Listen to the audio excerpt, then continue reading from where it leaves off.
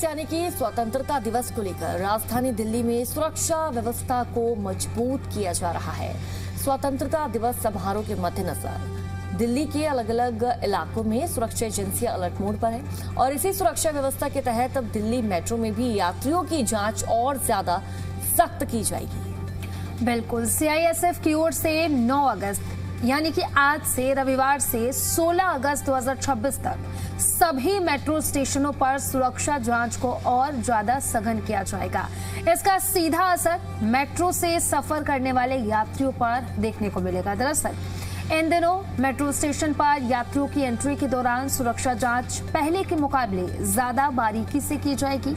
यात्रियों को और उनके सामान की जांच में अतिरिक्त समय लग सकता है, यानी कि अगर आप मेट्रो से ट्रैवल करते हैं, सुबह के समय अपने ऑफिस की ओर जाते हैं तो समय लेकर के निकलेगा, क्योंकि आज से सुबह और शाम की जो चेकिंग है उसमें समय लग सकता है, यानी कि लंबी लाइन आपको देखने को मिल सकती है। बिल्कुल, देखिए पीक आवर्स मेट्रो स्टेशनों के एंट्री गेट पर लंबी कतारें देखने को मिलेंगी। इसके साथ ही ऐसे में अगर आप रोजाना मेट्रो से ऑफिस, कॉलेज या किसी जरूरी काम से सफर करते हैं तो अपनी यात्रा की प्लानिंग थोड़ा पहले ही कर लें। जिस समय आप सामान्य दिनों में घर से निकलते हैं उससे कुछ अतिरिक्त यानी कि थोड़ा और समय पहले निकलना बेहतर रहेगा, ताकि सुरक्षा जांच की वजह से अगर लाइन लंबी हो जाए तो आपकी ट्रेन या जरूरी काम प्रभावित ना हो। बिल्कुल, अब यात्रियों से यही अपील की जा रही है कि सुरक्षा जांच के दौरान जल्दबाजी ना करें और सुरक्षा कर्मियों का पूरा कर्मी जो वहां पर मौजूद हैं उनका पूरा सहयोग करिए। और जांच के दौरान अगर सुरक्षा कर्मी आपसे कोई जानकारी मांगते हैं या फिर सामान की जांच करते हैं तो उनका पूरा सहयोग करिए और साथ ही साथ थोड़ा पेशेंस रखिए, क्योंकि कभी कभी ऐसा होता है कि हम लेट से निकलते हैं, हम लेट हो रहे होते हैं और हमें ऐसा लगता है कि बस अब जल्दी से जल्दी हम यहाँ से निकल जाए। आपके साथ कभी ऐसा हुआ है? नहीं सोनाली, मेरे साथ तो नहीं हुआ, मैं तो हमेशा ऑन टाइम रहती हूँ। आपके साथ हुआ है क्या ऐसा कभी?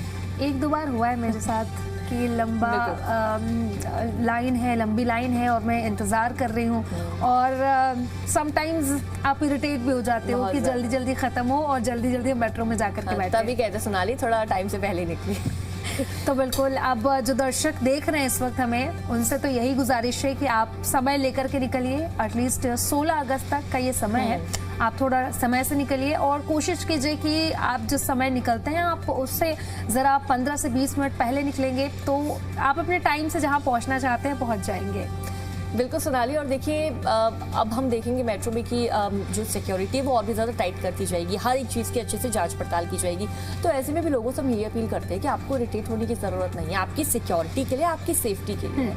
अगर कुछ इस तरह की चीज़ें आप फेस कर रहे हैं तो हम तो यही गुजारिश कर रहे हैं कि भाई थोड़ा पहले निकलिए। अपना जो भी आपका टाइम है, अगर आप ऑफिस जा रहे हैं, कॉलेज जा रहे हैं लेक्चर अटेंड करने के लिए, फिर शॉपिंग जा रहे हैं, कहीं भी जा रहे हैं तो टाइम से पहले ही निकले। खासतौर पर देखिए स्वतंत्रता दिवस से पहले मेट्रो स्टेशनों पर हम ये भी देखते हैं सोनाली, भीड़ भी बहुत देखने को मिलती है, क्योंकि कहीं ना कहीं अभी कह सकते हैं कि आने वाले दिनों में फेस्टिव सीजन भी ऑन हो जाएगा। रक्षाबंधन है, जन्माष्टमी है और फिर अलग अलग त्योहार भी आते हैं, तो ऐसे में भीड़ भाड़ तो देखने को मिलती ही है। और लगातार देखिए भीड़ को देखते हुए यात्रियों को ये सलाह भी दी जा रही है कि आखिरी समय पर स्टेशन पहुंचने से बचे। अगर आपको किसी निश्चित समय पर ऑफिस, परीक्षा, इंटरव्यू, ट्रेन या फ्लाइट पकड़नी है तो थोड़ा समय का ध्यान रखते हुए ही घर से निकले। यानी कि देखिए 9 अगस्त से लेकर 16 अगस्त तक अगर आप दिल्ली मेट्रो में सफर करने वाले हैं तो यात्रा के दौरान थोड़ी ज्यादा सावधानी बरतें और समय दोनों जरूरी है। यानी कि आप पहले निकलिए, क्योंकि ऐसे में देखिए सोनाली ना ही बंदा इरिटेट होता है, जांच भी अच्छे से हो जाएगी और ऐसे में आपका जो टाइम है, कहीं भी आप जा रहे हैं अगर ऑन टाइम पहुंचेंगे तो बेस्ट है, अगर टाइम से पहले पहुंचेंगे तो और भी ज्यादा बेस्ट रहने वाला है। बिल्कुल अशिका, अब इसी के साथ चलिए खबरों में आगे बढ़ते हैं और जॉब से रिलेटेड जो है अगली खबर होने वाली है। तो देखिए, दिल्ली में नौकरी की तलाश कर रहे युवाओं के लिए बड़ी खबर सामने आई है। दिल्ली सरकार जल्द ही अपनी नई ड्रोन पॉलिसी लेकर के आने वाली है और इसके लागू होने के बाद राजधानी में 1000 से ज्यादा रोजगार के नए अवसर पैदा होने की उम्मीद है। यानी कि ड्रोन सिर्फ आसमान में उड़ते हुए नजर नहीं आएंगे, बल्कि युवाओं के लिए नौकरी और साथ ही साथ करियर का एक नया रास्ता भी खोल सकते हैं। बिल्कुल, देखिए कैबिनेट में जाएगी नई ड्रोन पॉलिसी। अब दरअसल दिल्ली सरकार की नई ड्रोन पॉलिसी का ड्राफ्ट तो तैयार हो चुका है और इसे अगले 1 महीने के अंदर कैबिनेट की मंजूरी के लिए पेश भी किया जा सकता है। सरकार का मकसद साफ है, दिल्ली में ड्रोन टेक्नोलॉजी को बढ़ावा देने के साथ साथ इस सेक्टर में बड़े स्तर पर रोजगार पैदा करना है। और ड्रोन रिसर्च क्लस्टर भी बनेगा। वो कैसे, ये भी समझे। इस पॉलिसी के तहत दिल्ली में ड्रोन रिसर्च क्लस्टर बनाने की योजना है। इसके साथ ही ड्रोन की फ्लाइट टेस्टिंग के लिए आधुनिक सुविधाएं विकसित भी की जाएंगी। सरकार इस सेक्टर में काम करने वाली कंपनियों और साथ ही साथ लोगों को बढ़ावा देने के लिए सब्सिडी देने पर भी विचार कर रही है। अब देखिए, युवाओं के लिए जो नए अवसर है वो भी खुल जाएंगे। देखिए, सबसे बड़ी बात यह है कि सरकार का लक्ष्य 1000 से ज्यादा नई नौकरियां पैदा करना है। ड्रोन ऑपरेशन, टेक्निकल काम, रिसर्च, मैपिंग और इससे जुड़े दूसरे क्षेत्रों में रोजगार के मौके भी बढ़ सकते हैं। तो देखिए, जिस तरीके से अब सरकार की तरफ से यही कोशिश की जा रही है कि जो दिल्ली के युवा हैं, जो नौकरी ढूंढ रहे हैं, उन्हें नौकरी दिया जाए। बिल्कुल, देखिए, और ये पहल इसलिए भी ज़रूरी हो जाती है क्योंकि सोनाली, हम देखते हैं हाल फिलहाल में जो दिल्ली का रोजगार का स्तर हम बोल ले या फिर हम अनएम्प्लॉयमेंट की बात कर ले, तो जो स्तर है वो भी अब कहीं ना कहीं घटता जा रहा है क्योंकि सरकार द्वारा नई योजनाओं की शुरुआत की जा रही, नई सौगातें जनता को दी जा रही है। और देखिए, इस योजना की शुरुआत की जाती है, इस पहल की शुरुआत की जाती है तो लोगों को रोजगार का नया अवसर मिल जाएगा। अब ड्रोन के गलत इस्तेमाल पर भी रोक लगेगी, वो कैसे समझिए। हालांकि देखिए, सरकार सिर्फ रोजगार पर ध्यान नहीं दे रही है, ड्रोन के गलत इस्तेमाल को रोकने के लिए सुरक्षा व्यवस्था भी मजबूत की जाएगी। सरकारी एजेंसियां निगरानी, मैपिंग और सुरक्षा जैसे कामों में ड्रोन का ज्यादा इस्तेमाल कर सकें। देखिए, इसके अलावा डीजीसीए के डिजिटल स्काई प्लेटफॉर्म के साथ बेहतर तालमेल किया जाएगा ताकि ड्रोन की उड़ानों पर नजर रखी जा सके और नियमों का सही तरीके से पालन भी किया जाए। और जागरूकता से लेकर के काउंटर ड्रोन सिस्टम तक पूरी की पूरी यहाँ पर नजर सरकार जो है वो बनाना चाहती है। लोगों को ड्रोन से जुड़े नियमों की जानकारी देने के लिए जागरूकता अभियान, इसके साथ साथ वर्कशॉप भी आयोजित की जाएगी। संवेदनशील इलाकों में खास साइन बोर्ड लगाए जाएंगे और संभावित खतरों से निपटने के लिए काउंटर ड्रोन सिस्टम की एसओपी भी तैयार की जा रही है। यानी कि सीधे तौर पर सरकार बढ़ावा दे रही है, लेकिन साथ ही साथ जो संवेदनशील इलाके हैं वहां पर सरकार जो है वो अपनी सख्ती भी बढ़ाएगी, अपनी नजर भी बढ़ाएगी कि संवेदनशील इलाके का डेटा जो है वो लीक ना हो जाए, क्योंकि इसका खतरा बहुत ज्यादा बढ़ जाता है। बिल्कुल सोनाली, दिल्ली सरकार का मकसद साफ है। दिल्ली की जो नई ड्रोन पॉलिसी है, यानी कि जो ड्रोन नीति है, सिर्फ ड्रोन उड़ाने तक सीमित नहीं है। इसका फोकस है टेक्नोलॉजी को बढ़ावा दे रहा है, क्योंकि आजकल वैसे भी सोनाली एआई का जमाना है और टेक्नोलॉजी के क्षेत्र में भारत भी लगातार आगे बढ़ रहा है।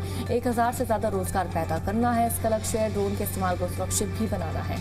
अगर पॉलिसी को कैबिनेट से मंजूरी मिल जाती है तो आने वाले वक्त में दिल्ली में ड्रोन सेक्टर युवाओं के लिए रोजगार का एक नया प्लेटफॉर्म बन सकता है, यानी कि काफी ज्यादा बेनिफिशियल रहने वाला है आम जनता के लिए। अगर हम युवाओं की बात करें या फिर जो अनएम्प्लॉयमेंट लेवल है दिल्ली का या फिर हम भारत का कह सकते हैं, तो ये जो पॉलिसी है काफी ज्यादा कारगर साबित होगी। अब बस सोनाली आगे बढ़ेंगे और एक बड़ी जानकारी अपने दर्शकों को दे देते हैं। दिल्ली की सड़कों और चौराहों पर अगर आपको भी छोटे छोटे बच्चे भीख मांगते नजर आते हैं तो आने वाले दिनों में इस तस्वीर को बदलने की तैयारी हो रही है। दिल्ली सरकार राजधानी को बाल भिक्षावृत्ति से मुक्त कराने के लिए जल्दी सभी 13 जिलों में बाल भिक्षावृत्ति मुक्त दिल्ली अभियान शुरू करने जा रही है। अभियान क्या है, कैसे इसकी शुरुआत होगी, सोनाली बताइए। देखिए, इस अभियान का मकसद सिर्फ बच्चों को सड़कों से हटाना नहीं है, बल्कि उन्हें इस मजबूरी से बाहर निकालना है। शिक्षा, सुरक्षा और बेहतर भविष्य देना भी है।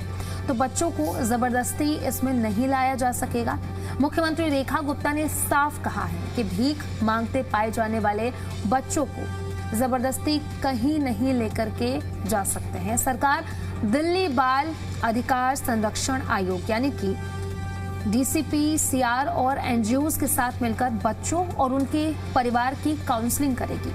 पहले ये समझने की कोशिश की जाएगी कि आखिर बच्चा भीख मांगने को मजबूर क्यों है और परिवार की आर्थिक या फिर दूसरी परेशानी क्या है।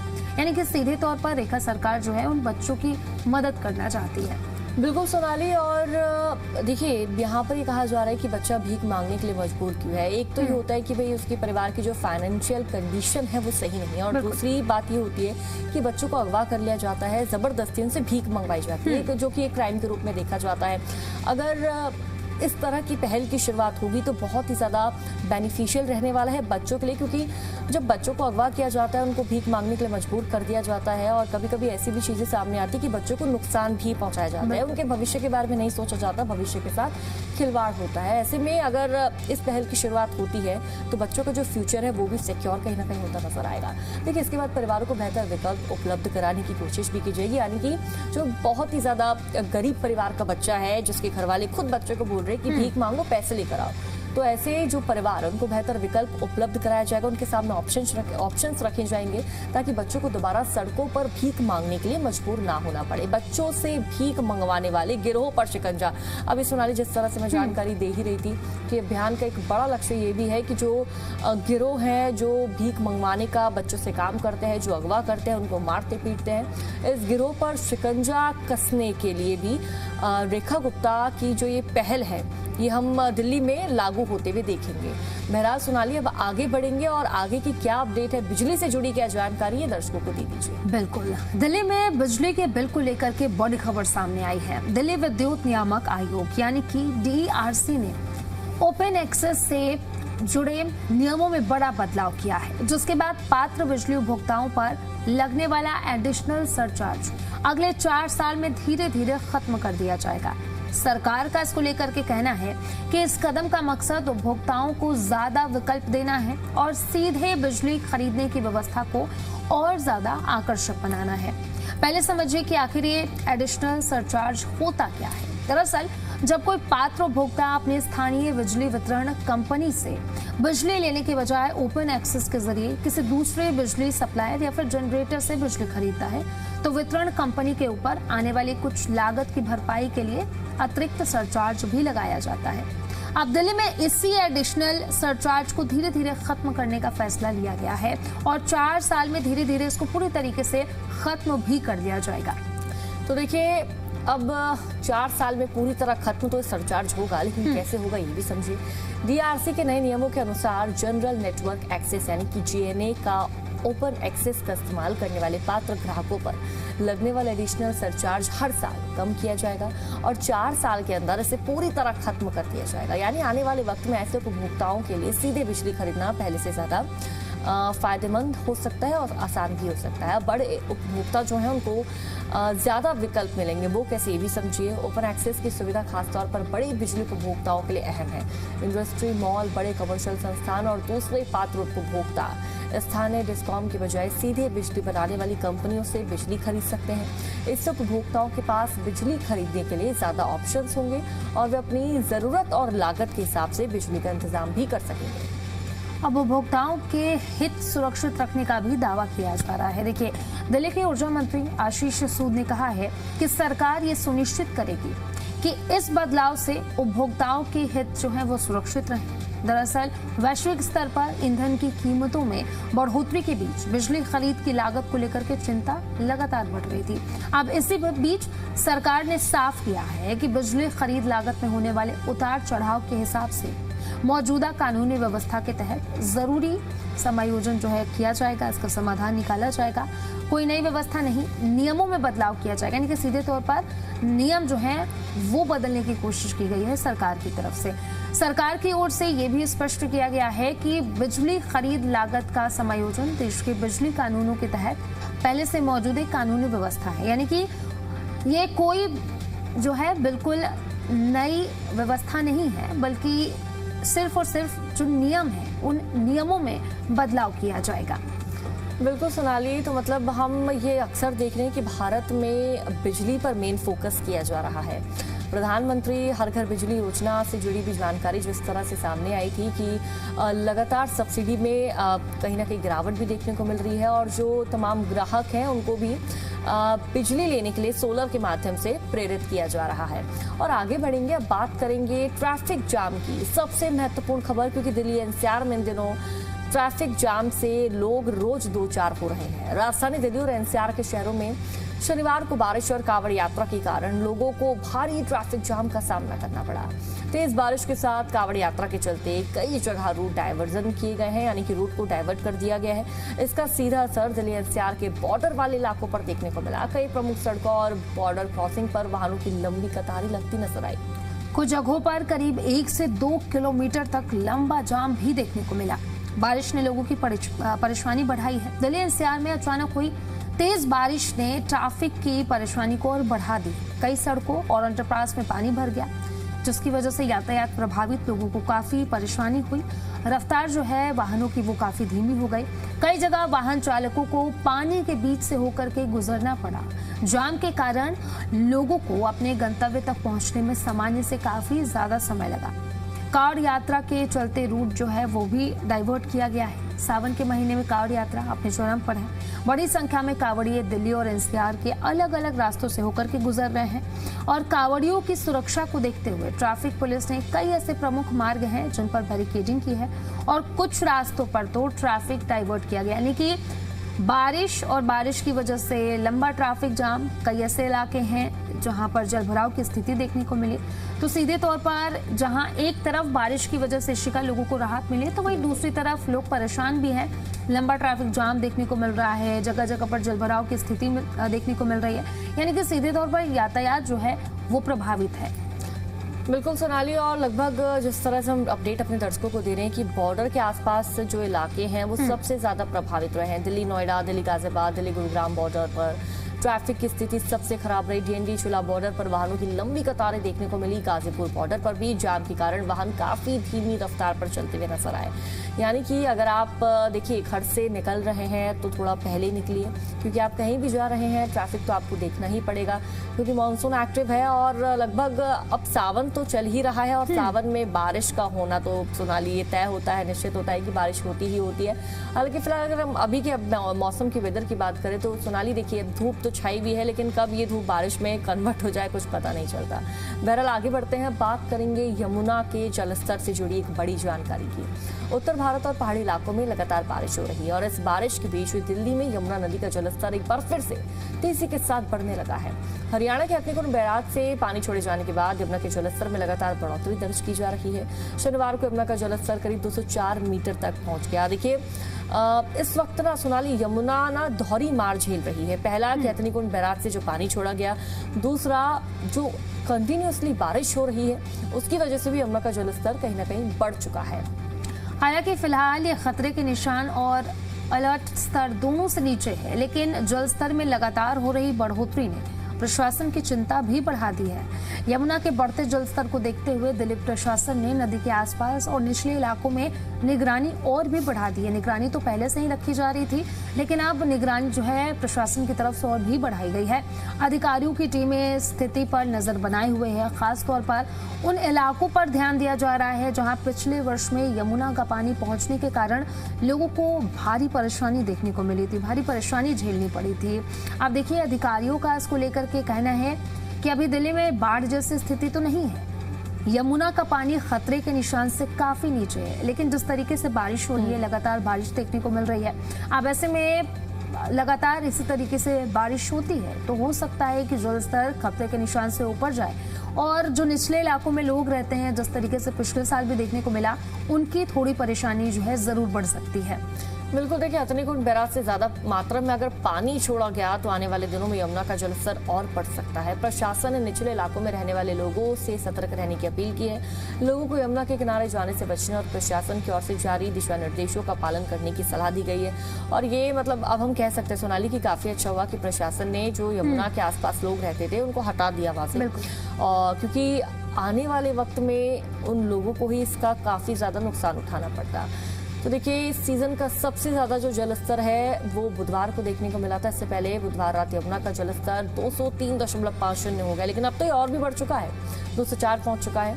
यह सीजन में अब तक दर्ज किया गया सबसे ज्यादा जलस्तर था। इसके बाद थर्सडे को यानी कि वीरवार को रेलवे पुल पर यमुना का जलस्तर 203.37 मीटर दर्ज किया गया। यानी कि देखिए सोनाली जो अधिकारी हैं हर एक चीज पर नजर रख रहे हैं कि कितना परसेंट, कितना मात्रा में जो जलस्तर है बढ़ रहा है। अगर ये जलस्तर खतरे के निशान को छू जाता है तो सोनाली ये कहना गलत नहीं होगा कि दिल्ली में बाढ़ जैसे हालात बन जाएंगे। बिल्कुल अशिका, अब खास तौर पर परेशानी उनकी बढ़ती है जो निचले इलाकों में रहते हैं। हालांकि प्रशासन की तरफ से लगातार इसको लेकर के कदम उठाए जा रहे हैं। जो निचले इलाकों में लोग रहते हैं उन्हें प्रशासन की तरफ से सतर्क किया जा रहा है, उनसे अपील की जा रही है कि आप जो जलस्तर बढ़ रहा है नदी की ओर ज़्यादा ना जाए, क्योंकि बहुत सारे लोग ऐसे होते हैं जो यमुना के किनारे पहुंच जाते हैं। कुछ ऐसे बच्चे होते हैं जो सेल्फी लेने की कोशिश करते हैं। अब ऐसे में प्रशासन जो है लगातार निगरानी जो है वो बनाए हुए है। अब ऐसे में देखने वाली बात होती है कि क्या जो पिछले साल स्थिति देखने को मिली थी, क्या इस बार भी वही स्थिति देखने को मिलेगी। अब इसी के साथ हम खबरों में आगे बढ़ते हैं, आगे की अपडेट भी दे देते हैं। दिल्ली एनसीआर में बारिश ने गर्मी और उमस से तो राहत दी है, लेकिन साथ में ऐसा सरप्राइज पैकेज दिया है कि सड़क पर निकलने वाले लोगों के पसीने छूट गए हैं। कहीं सड़कें जलमग्न हैं, कहीं ट्रैफिक जाम ने गाड़ियों की रफ्तार पर ब्रेक लगा दी है। यानी कि अगर देखिए शिकायत, लोगों की परेशानी जो है इस बारिश की वजह से बहुत ज्यादा बढ़ गई है, क्योंकि जहां लोग मुझे लगता है आधे घंटे में पहुंच जाते थे, अब कहीं ना कहीं उन्हें 1 घंटे तक का समय लग जा रहा है। यानी कि काफी परेशानी हो रही है लोगों को। बिल्कुल सोनाली, अभी हम ट्रैफिक से रिलेटेड ही जिक्र कर रहे थे कि भाई बारिश है, ट्रैफिक तो लगना जाहिर सी बात है। हमने शुक्रवार को देखा, शनिवार को देखा कि कितनी तेज बारिश हुई, और उसके बाद मौसम विभाग ने दिल्ली एनसीआर के लिए रेड अलर्ट जारी किया है कि भाई बारिश कभी भी धमक सकती है। घर से अगर निकलना है अम्ब्रेला के साथ निकले या फिर अपना रेनकोट अपने साथ कैरी कीजिए। आसमान में बादल दिखे तो सिर्फ छाता ही नहीं, देखिए थोड़ा एक्स्ट्रा टाइम भी साथ लेकर निकले, काफ़ी ज़्यादा ज़रूरी हो जाता है ये, खासकर सुबह और पूर्वानुमान के जो वक्त है, यानी कि जो शाम का वक्त है, भारी बारिश की चेतावनी इस दौरान दी गई है। हालांकि शनिवार को बारिश का असर कुछ कम रहने की उम्मीद भी रही और देखने को भी मिला सोनाली कि बाहर धूप भी नजर आई, बारिश भी हुई है, मतलब मिक्स मौसम था। दिन भर बादल छाए रहे और हल्की से मध्यम बारिश भी नजर आई। लेकिन अगर हम आज के मौसम की बात करें सोनाली, तो आज तो भाई अभी ही धूप निकल गई है, तो मतलब कुछ कह नहीं सकते कि आगे मौसम कैसा बना रहेगा। बारिश भी हो सकती है, चांसेस है बारिश होने के, क्योंकि लगभग 10 से 11 तारीख तक मौसम विभाग ने अलर्ट जारी किया है दिल्ली एनसीआर में बारिश होने का। लेकिन अभी जो वेदर बना हुआ है, इस वेदर को देखते हुए लोगों के प्लान्स बन चुके होंगे कि भाई धूप है, शाम का मौसम ठीक रहने वाला है, हम अपने प्लान कर लेते हैं, क्योंकि वीकेंड वैसे ही संडे का दिन है। और दिल्ली वाले तो ऐसे कि भाई घर में उनको टिकना बिल्कुल पसंद नहीं होता है, छुट्टी है, चलो बाहर निकलते हैं घूमने के लिए। मौसम मेहरबान है और प्लान भी बना सकते हैं, लेकिन आगे का कुछ नहीं पता कि कब बारिश आ जाए। चलिए शिकाब, इसी के साथ खबरों में आगे बढ़ते हैं और पेट्रोल, डीजल और सीएनजी को लेकर के क्या कुछ अपडेट है वो जरा अपने दर्शकों को बता देते हैं, क्या कुछ कीमतें हैं। आज दिल्ली में पेट्रोल की कीमत की अगर बात करें तो ये 102.12 पर लीटर के हिसाब से, डीजल की कीमत की अगर बात करें तो ये 95.20 पर लीटर के हिसाब से, और सीएनजी की कीमत की बात करें तो ये 83.09 पर केजी के हिसाब से। अब नोएडा और गुरुग्राम की क्या कुछ कीमतें ये जरा बता दीजिए। बिल्कुल सोनाली, नोएडा में पेट्रोल का दाम 102 रुपये 12 पैसे, डीजल 95 रुपये 56 पैसे, सीएनजी 91 रुपये 70 पैसे पर किलोग्राम आपको सीएनजी मिल जाएगी। वहीं अगर हम गुरुग्राम के दाम की बात करें तो पेट्रोल की कीमत 102 रुपये 97 पैसे, डीजल 95 रुपये 44 पैसे, सीएनजी 88.12 यानी कि 88 रुपये 12 पैसे प्रति किलोग्राम आपको गुरुग्राम में सीएनजी के दाम मिल जाएंगे। तो ये तो सोनाली हमने बताया कि पेट्रोल, सीएनजी और डीजल के क्या दाम है, लेकिन अब एक सबसे बड़ी जानकारी, यानी कि सोने चांदी के मार्केट में क्या कुछ प्राइस है, ये भी आपको बता देते हैं। सोने के भाव की बात करें तो देखिए, सोना 1,54,915 रुपए 10 ग्राम आपको 24 कैरेट का मार्केट में मिल जाएगा। चांदी की क्या रेट है सोनाली बता दें। चांदी की अगर कीमत की बात करें शिका, तो ये है 2,44,500 रुपए पर किलो के हिसाब से कीमतें हम आपको बता रहे हैं।